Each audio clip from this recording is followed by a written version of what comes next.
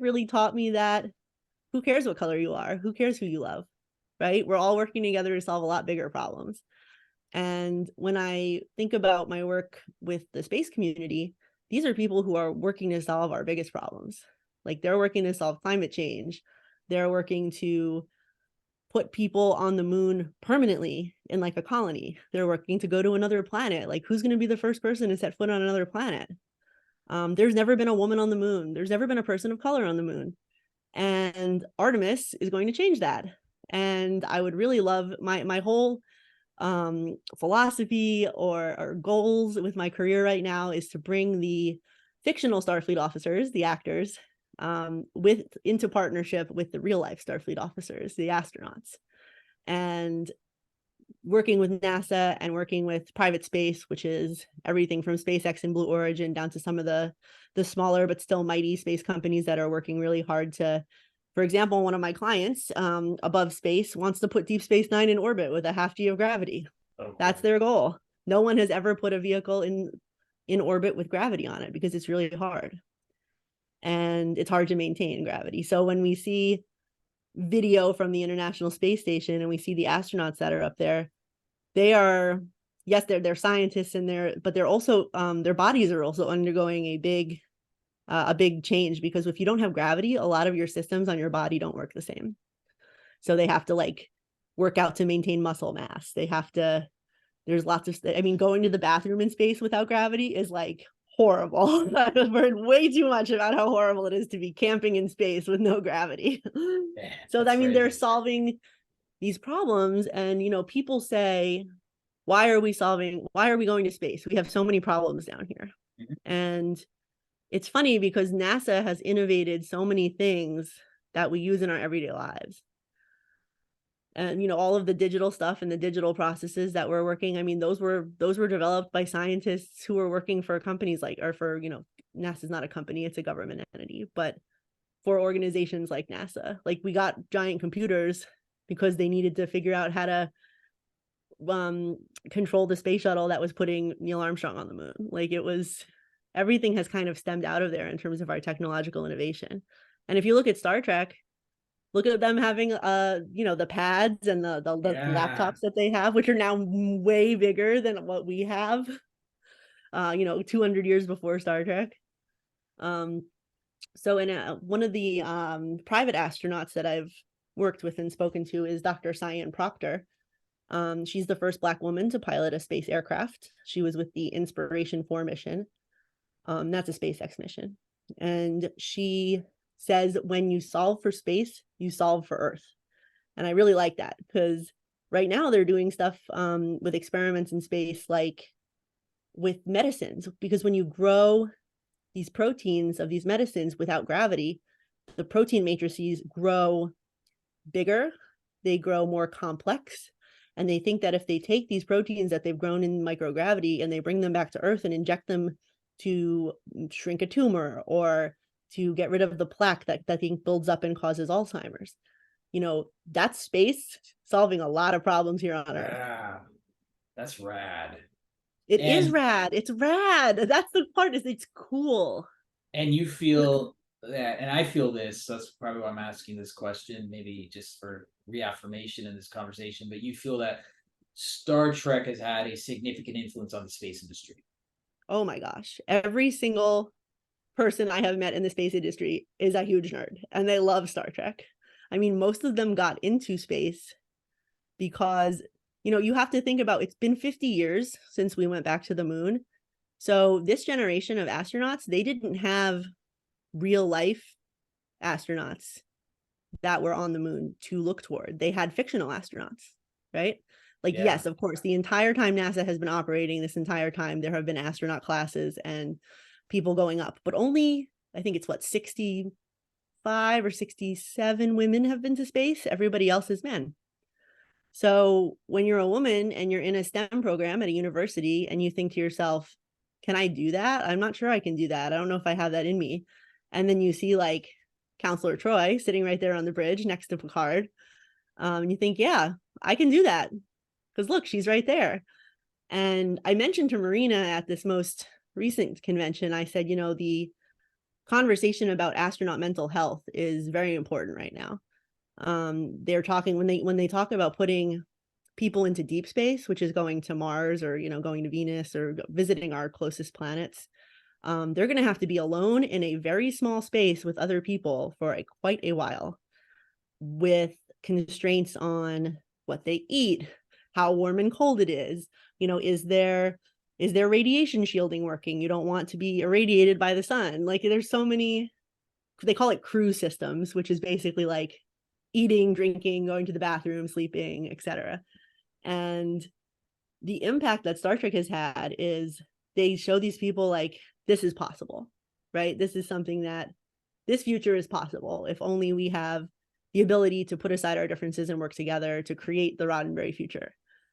So it's when people talk about Gene's vision, I think this is what truly it means. It's going out there and doing stuff together, and not, space doesn't care. Space does not care what color you are. Space doesn't care who you love. It will kill you no matter what. Yeah. So you have to work together with people in order to survive.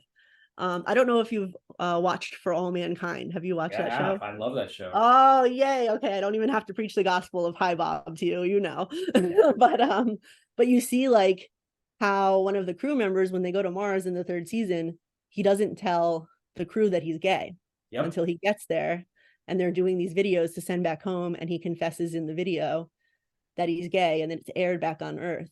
And then one of the other crewmen on the mission is like repulsed by that, right? He's like, I've been working and living with you this entire time. I mean, are you some kind of pervert or weirdo? Because it's still, they make it to Mars in the 90s in For All Mankind. So it's still a little socially less progressive. Like, they haven't reached where we've reached with marriage equality and stuff.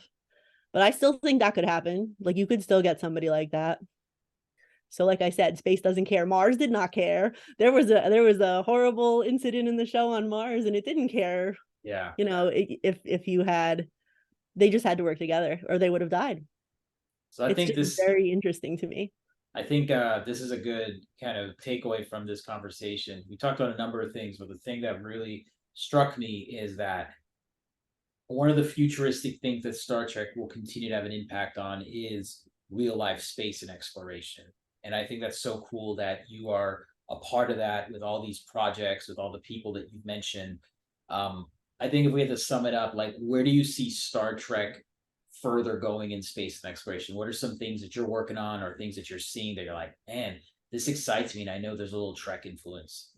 Oh yeah. I think the thing that I had mentioned with the medicine in zero gravity, and also putting a half G of gravity so that people can live more comfortably in space and work in space, I think that will be, on Star Trek, they kind of just step off the shuttlecraft onto the ship, right? They don't have to do any like, here's our pressure seal, and we have to put on our evac suits to make sure we don't have any breaches in pressure and all of that. So when we get to the point where we can just step off the shuttlecraft then I will go to space.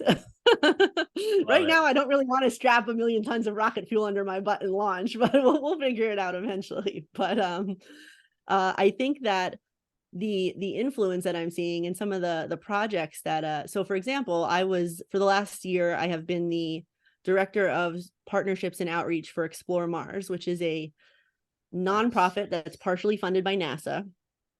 And we had a summit in May called Humans to Mars. They do it every year.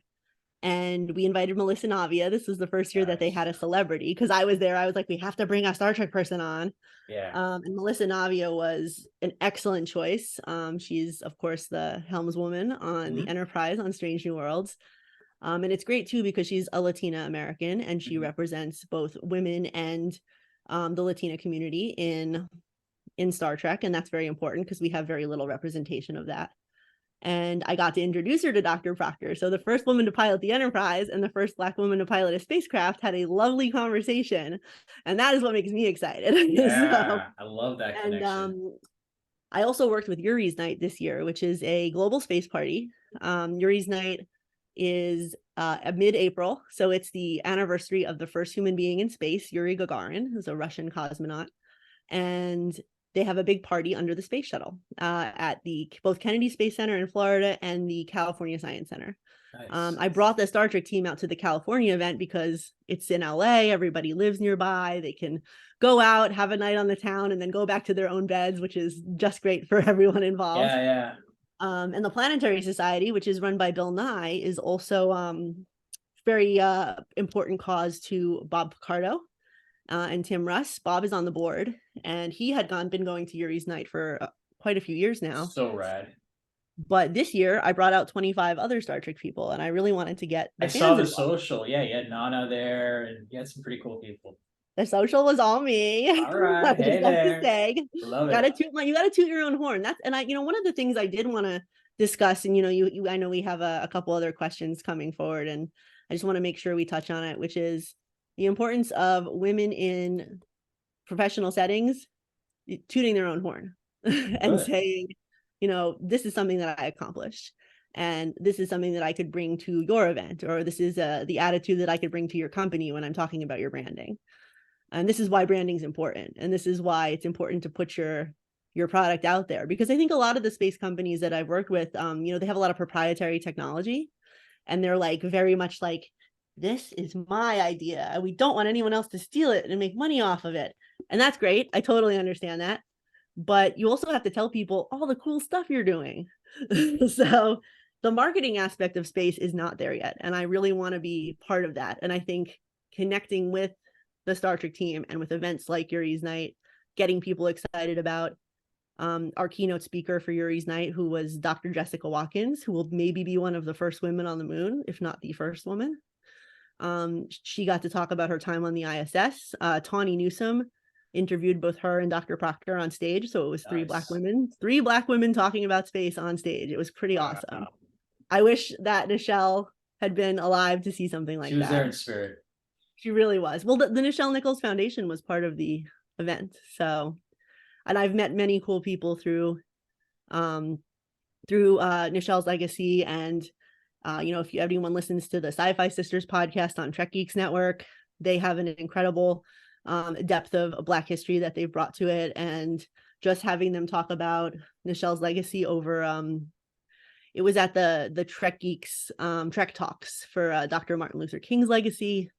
And just all of the thing, because Dr. King told Nichelle, you can't quit. You have to stay. And that is, look at how Star Trek is influencing, civil rights. That's just so exciting to me. And to see what they're doing now in space and how these astronauts have all grown up watching. It was so funny because Lori Leshin, who is the current head of NASA's Jet Propulsion Lab, she is the first woman in its almost 70-year history to be the head of that very very prestigious NASA institution. I said to her, Nana Visitor and Gates McFadden both mentioned you by name and said they would love to meet you. And she was like, I think I am ready to go meet Dr. Crusher and Major Kira. It was just so adorable. Wow. Because she is so accomplished. She used to be head of Worcester Polytech.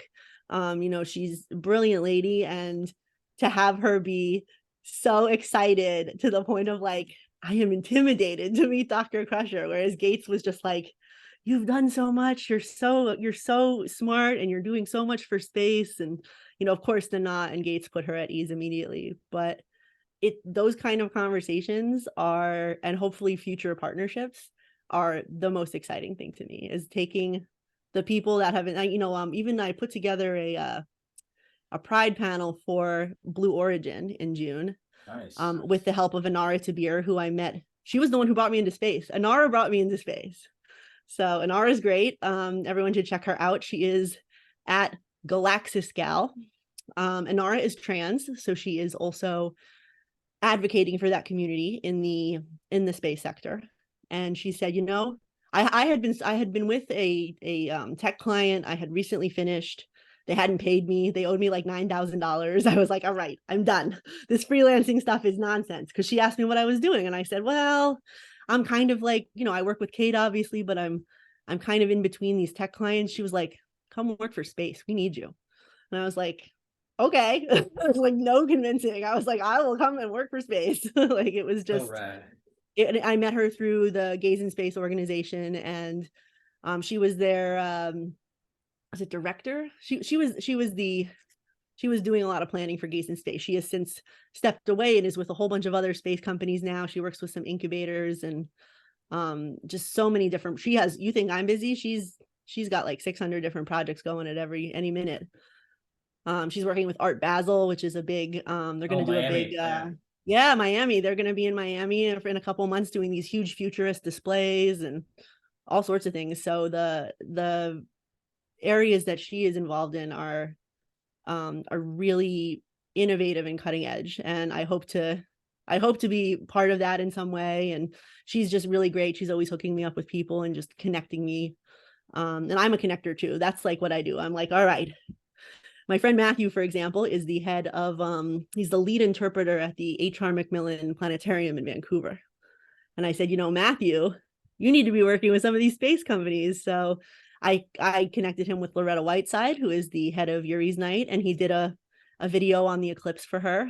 He's also a documentarian. He has a documentary called Chasing Atlantis, which is about the last space shuttle mission, Atlantis. And he's interviewed, like, he has hundreds of hours of footage that he has to go through and edit, and interviewed Bill Nye and Bob Picardo and talked about the Planetary Society and talked, Gene Roddenberry.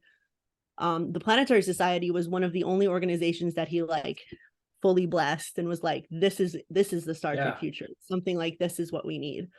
And Matt Kaplan from the Planetary Society hosted our live stream at Humans to Mars. So it's all a very it's connected, and I want to make it more connected and bring it into the Star Trek realm. So there are so many possibilities for space and Star Trek and space tourism and the fans and investing. The company that I work with, Above Space, they're doing it's not really crowdfunding, but it's like public capital raising. Yeah. So you can invest in them, I think, for as little as $200, which is pretty awesome, I think. So, do not take my financial advice, as I am not a financial advisor, disclaimer, but I mean, they just got a NASA grant. They just got a DoD contract. They're part of an incubator in Luxembourg. Like I do their promo and their social media, so I know all of the cool things that they're doing. I mean, for $200, I'm in. So that's amazing. I mean, it's amazing that you have just shared literally this gargantuous part of the space economy and how Star Trek has lent a part in that. So I'm blown away. It's a huge part of it. I'm blown away. No, that's amazing. Well, I think my last question for you is, what's next for Star Trek? Like, what are some things that you feel Star Trek will have an impact on? This could be space, non-space, but what's your futuristic crystal ball thinking? You're like, you know what? I could totally see Star Trek impacting this. And there's no right or wrong answer. I think that the conversation around inclusivity is still one of the most important things that Star Trek is fostering. We are clearly in a period of history when trans people are under attack, just for their existing, just for expressing who they want to be. I also think that Star Trek, so if you look at the way Star Trek ran chronologically, so after Enterprise, there was no Star Trek for about 15 years? So it's funny because I'm now working with, some Gen Z kids, and I would say kids, they're adults, they're in their 20s. Full disclosure, I'm going to be 40 this year. I'm an elder millennial.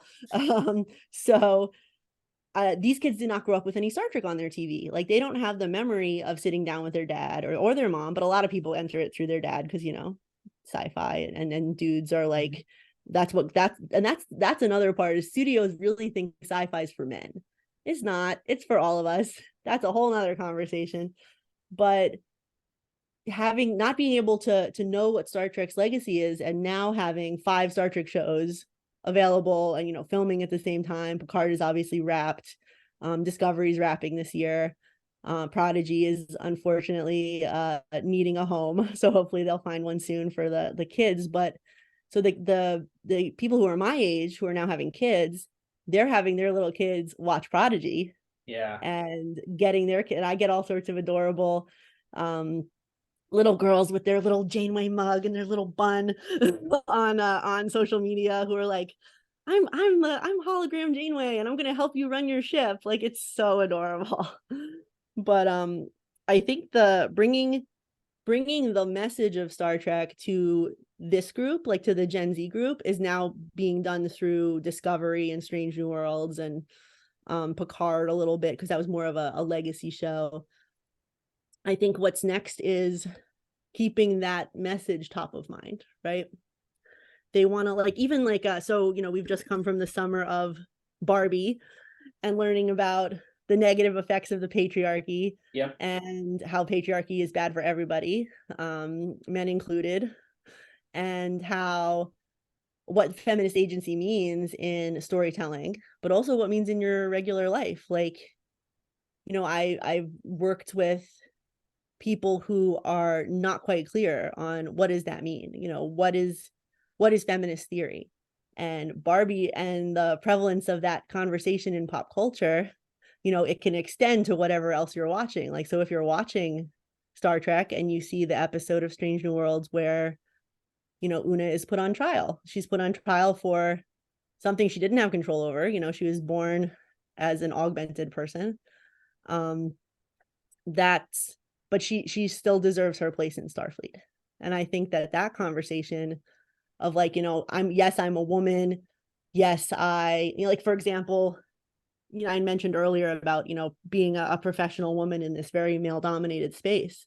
This is a conversation that we're having in the space industry, and that we're having in basically every industry, right? It's like, so unless you're a nurse, a teacher, or a librarian, I think you're pretty much in a male dominated industry still. And it's 2023, and that's still the case. So, I've worked with some of these really amazing women from places like Celestial Citizen and the Space Prize Foundation, which is the organization that the party you attended was the benefit for. Nice. And so places like Space Prize are sending girls to space camp and sending them on zero-G flights and pairing them with women in aerospace to be their mentors. So rad. And I think that seeing this increase of women, like, for example, Lori Leshin being the first woman to head JPL. It's not just that, but there are women who are now the head of Kennedy Space Center. The Texas Johnson Space Center is a Black woman, Vanessa Weish. This is the first time in all of NASA's history that all of the heads of the main offices have been women. So this is a very big step there. And the mission director for the Artemis missions is a woman. They are, and Axiom Space just did a successful mission to the ISS, and they put Peggy Whitson back up there, and she's like the Captain Janeway of space. She and Eileen Collins are like the pioneers of, first women to lead a shuttle mission, first woman to command the ISS. Like, these firsts are still happening, and they've only happened in the last like 25 years. So we still have like a really long way to go with women in the workplace and like the global space boom. But I think that's where the next steps are, is seeing a lot more, not being surprised that a woman is the CEO, right? Yeah.